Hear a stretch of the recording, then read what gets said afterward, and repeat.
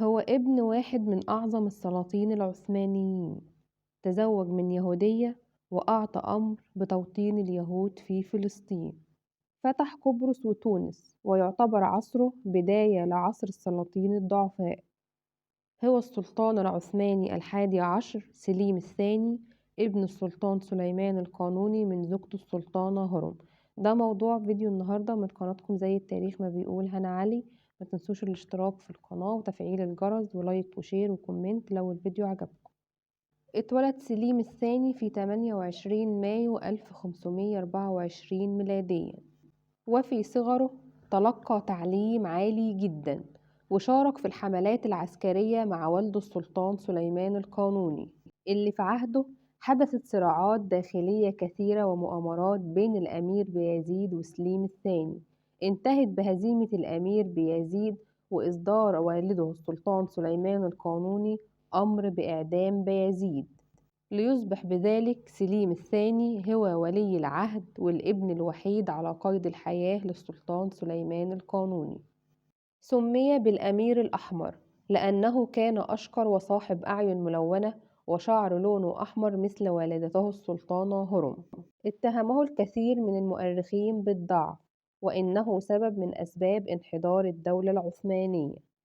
ترك معظم شؤون الدولة لصهره ووزيره الأعظم محمد باشا الصقلي بالتحالف مع السلطانة نوربانو في ظل غياب السلطان سليم الثاني الذي كان غارقا في ملذاته.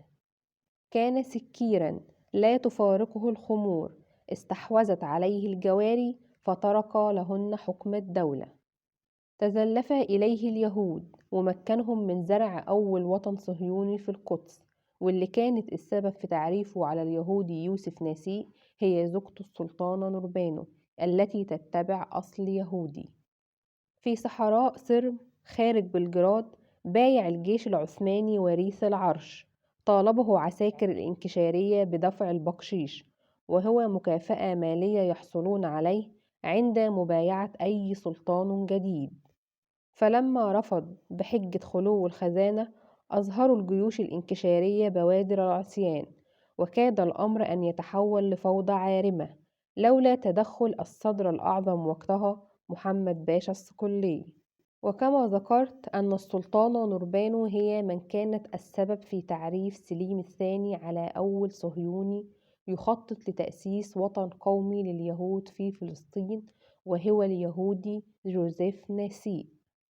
أشار المؤرخون أن وفاته تعود إلى إفراطه في تناول الخمر، وأنه قضي نخبه بعد انزلاق قدمه أثناء استحمامه في قصر طوب كابي، وتوفى في عام 1574 ميلاديا متأثرا بنزيف دماغي.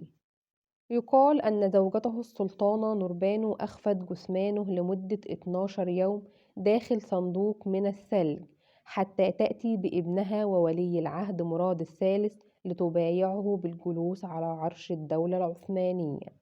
ليأتي مراد للجلوس على عرش الدولة العثمانية، وتقوم نوربانو بقتل إخوة مراد الخمسة لكي تهيئ الحكم لولدها. أتمنى الفيديو يعجبكم، وما تنسوش الاشتراك في القناة واستنوا الفيديوهات الجاية. معايا أنا هنا علي في زي التاريخ ما بيقول.